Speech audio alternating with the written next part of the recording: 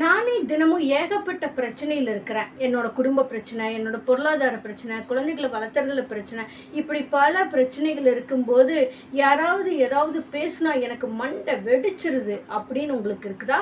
நான் உங்கள் உளவியல் சகோதரி எம்எஸ்கே பிரியா.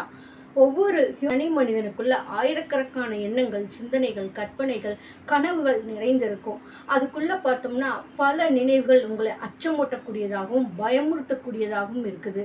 அப்போ இதிலிருந்தெல்லாம் உங்களுக்கு மேலே தெரியாம இன்னைக்கு இருக்கிற பிரச்சனை, பட் நீங்க யார் கூட பேசுறீங்களோ அவங்க பேசுனதெல்லாம் உங்க பிரச்சனை கூட மிங்கிள் ஆயிக்கும். அதே மாதிரி நடக்கிற மாதிரி ஃபீல் ஆயிக்கும். எங்கேயாவது போகணும்னா ஒரு பதட்ட நிலையை கொடுத்துரும். ஒரு ஆதங்கம், அழுகை, வேதனை, துக்கம், தொண்டை அடைக்குதுன்னு சொல்கிற மாதிரி பல எண்ணங்களை உங்களுக்கு இதிலிருந்து உருவாக்கிடுது. எனக்கு மட்டும் ஏன் இப்படி நடக்குது? உலகத்தில் யாருக்குமே இப்படி நடக்கிறது இல்லை. என்னை சுற்றியில் இருக்கிறவங்கள நல்லா இருக்கிறாங்க. நான் மட்டும் பல பிரச்சனைகளை சமாளிக்கிறேன், பல பிரச்சனைகளை எதிர்கொள்கிறேன். என்ன மாதிரி பிரச்சனை யாருக்குமே வரக்கூடியது. நாளைக்கு நான் இருப்பேனா, இருக்க மாட்டோமா, இப்படி பலாயிரம் கேள்விகள் உங்களை தொலைத்திருக்குதா? இந்த மாதிரி ஒவ்வொரு நாளுமே பிரச்சனையோட போராடி வாழ்ந்துக்கிட்டு இருக்கிறோம். இதுக்கெல்லாம் தீர்வு முறைங்கிறது இல்லையா அப்படின்னு நான் ஏக்கத்தோடு பார்த்துக்கிட்டு இருக்கிறோம். உங்களுக்குள்ள இருக்கிற வலி, வருத்தம், வேதனை இது இன்னைக்கு வந்தது கிடையாது. உங்களுடைய ஆரம்ப காலத்திலிருந்து உங்கள் அறிவில் பதிவான அறிவுகள் மனதில் உங்களை செயல்படுத்துது. அந்த செயல்பாடு இன்னைக்கு இயல்பு நிலையில் உங்களை இருக்க விடாமல் பல பிரச்சனைகளை, சூழலை சமாளிக்க முடியாமல், எதிர்கொள்ள முடியாமல் போராட வேண்டியதாக இருக்குது. ஒவ்வொரு நிமிடமும் உங்களுடைய வாழ்க்கை போராட்டமாக இருக்குது. நீங்கள் யார் கூட பேசினாலுமே உங்கள் கூட பேசுகிறவங்களா பிரச்சனை மட்டுமே பேசுகிற மாதிரியும், நீங்கள் பார்க்கக்கூடிய தகவல் எல்லாமே பிரச்சனைகள் சார்ந்ததாகவே மட்டுமே இருக்குது. இது என்ன மாயாஜாலம்? இப்படியெல்லாம் நடக்குமா? பிரச்சனைக்கு தீர்வு தேடுனா திரும்ப பிரச்சனை இன்னொன்று வந்து நிற்கிது. இந்த என்னோட பிரச்சனை மாதிரி ஏதாவது தகவலை கேட்டால் என் மண்டை வெடிச்சிடும் அப்படிங்கிற பல சிக்கல்கள் உங்களுக்குள்ள ஓடுது. நிம்மதியற்ற நிலைக்கு தள்ளிவிடுது. இதனால் உங்களுக்கு வரக்கூடிய பிரச்சனைகள் தூக்கமின்மை, தொடர் தலைவலி, ஓவர் திங்கிங், நிறுத்தவே முடியாத மாதிரி எண்ணங்கள் தொடர்ந்து வந்துக்கிட்டே இருக்கிறது. இது எல்லாம் முறைப்படுத்த தான் நாங்கள் உங்களுக்கு உதவி புரிகின்றோம். உங்களுக்கு வெளியில் போகிறக்கே பயமாக இருக்கா? என்னன்னே தெரியல, ஏதோ ஒரு பதட்டம், பயம், நடுக்கம் வருது, ஏதாவது ஒரு தகவலை கேட்டால் பயமாக இருக்குது அப்படிங்கிற நிலை உங்களுக்கு இருக்குதா? பயம் அதிகமாயிரும். இப்போ உங்கள் ரிலேஷன் சர்க்கிளில் மாமியாராக இருக்கலாம், நாத்தனாராக இருக்கலாம், ஹஸ்பண்டாக இருக்கலாம், சிஸ்டராக இருக்கலாம், நீங்கள் யாராவது கிட்ட பேசுகிறப்ப அவங்க நோய் சார்ந்து தனக்கு உடம்புக்கு அடிக்கடி சரியில்லாமல் போகுது, என்னன்னே தெரியல இப்படின்னு சொன்னால் உங்களுக்கு பயமாயிடுது. அதே மாதிரி அவங்க எங்கேயாவது ஒரு நிகழ்வை கேட்டிருக்கலாம், அதை உங்ககிட்ட ஷேருங்கிற பேரில் உங்ககிட்ட தகவலாக சொல்கிறப்ப உங்களுக்கு அதை கேட்ட உடனே உங்களுக்குள்ளே இருக்கிற பிரச்சனை கூட லிங்க் ஆகிட்டு அது பெரிய பூதாகரமாக ஆகிட்டு தூக்கம் இல்லாமல் கஷ்டப்படுறீங்களா? இதெல்லாம் தான் உங்களுக்கு உளவியல் வழிகாட்டுதலாக இருக்குது.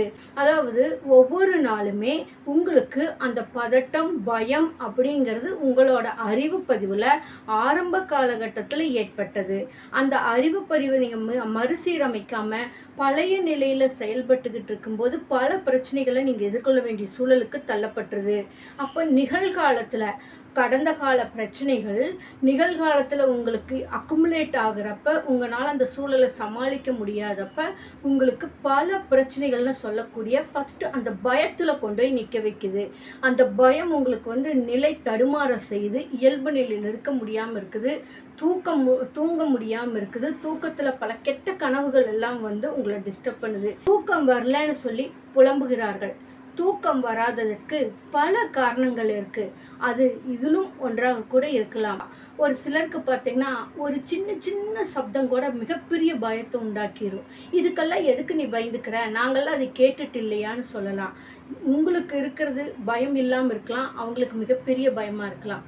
உங்களுக்கு பயமாக இருக்கிறது அவங்களுக்கு பயம் இல்லாத இருக்கலாம்.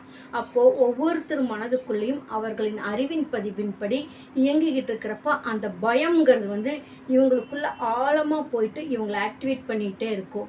இப்போ இந்த தூக்கம் வரலன்னு சொல்கிறவங்களுக்கு பார்த்திங்கன்னா இந்த மாதிரி பிரச்சனையெல்லாம் இருக்கான்னு பாருங்கள். கண்டிப்பாக இந்த மாதிரி பிரச்சனையெல்லாம் இருந்துச்சுன்னா இதுக்கு உளவியல் வழிகாட்டுதல் எடுத்து நீங்கள் அதிலிருந்து விடுபடுறதுக்கான சிகிச்சை முறைகள் எடுக்கிறப்ப நீங்கள் இயல்பு நிலைக்கு வர முடியும். இயல்பான தூக்கம் கிடைக்கும். உங்களை திட்டிட்டாங்க. அந்த திட்டுனதுக்கு மருந்து சாப்பிட்டா சரியாகுமா? சரியாகாது.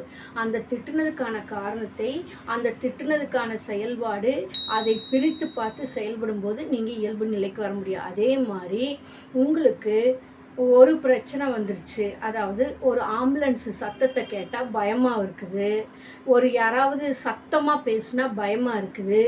யாராவது உடம்புக்கு சரியில்லைன்னு சொல்லி கேட்டுட்டா பயமாக இருக்குது.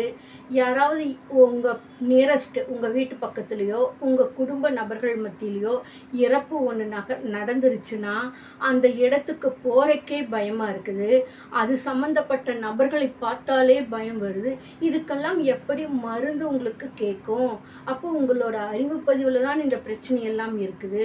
இதை கண்டறிந்து மறுசீரமைக்கும் பொழுது தான் இந்த பயத்திலிருந்து நீங்கள் விடுபடுறப்ப உங்களுக்கு இயல்பான தூக்கம் வரும். அப்போ இந்த பயம் சார்ந்து ஒரு ஆம்புலன்ஸை கேட்டால் சத்தமாக பேசுறது கண்டா பயம், ஒரு இறப்பு நிகழ்வு கேட்டால் பயம், இதெல்லாம் சுழண்டு இருக்கிறப்ப உங்களுக்கு நைட்டு படுத்தா தூக்கம் வராது. இந்த திங்கிங் தான் வரும். எனக்கு மட்டும் ஏன் வருதுன்னு நீங்கள் போராடிட்டு இருப்பீங்க.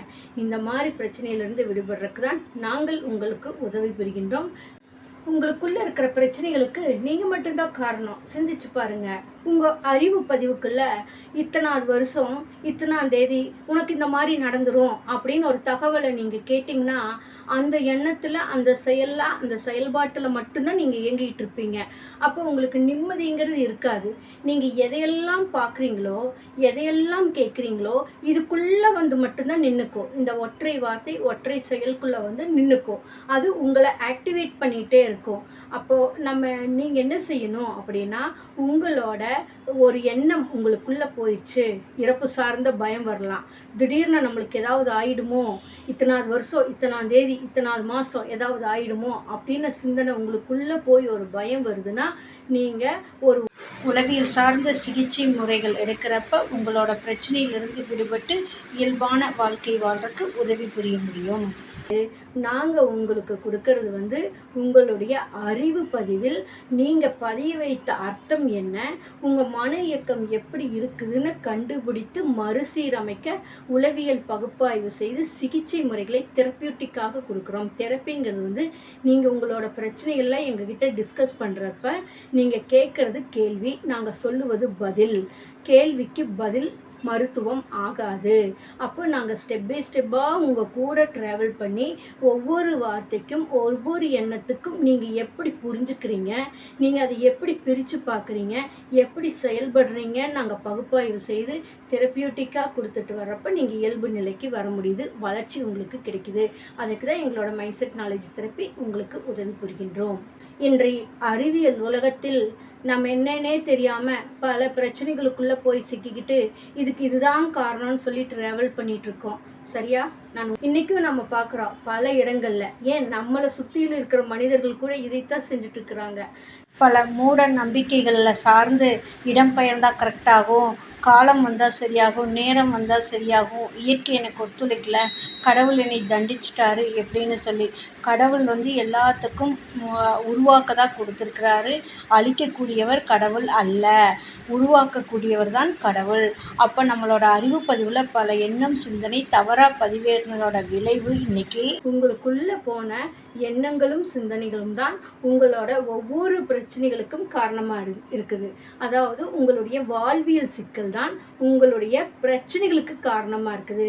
அப்போ இந்த வாழ்வியல் சிக்கல்கள் என்ன அப்படின்னா, உங்களுடைய நடைமுறை பழக்கங்கள், உங்களுடைய பொருளாதார சூழ்நிலை, குடும்ப சூழ்நிலை, அதாவது கணவன் மனைவி குழந்தைகள் சார்ந்த சூழ்நிலை, குழந்தை வளர்ப்பு சார்ந்தது, இதெல்லாம் ஒன்று சேர்ந்தது தான் வாழ்வியல் சார்ந்தது.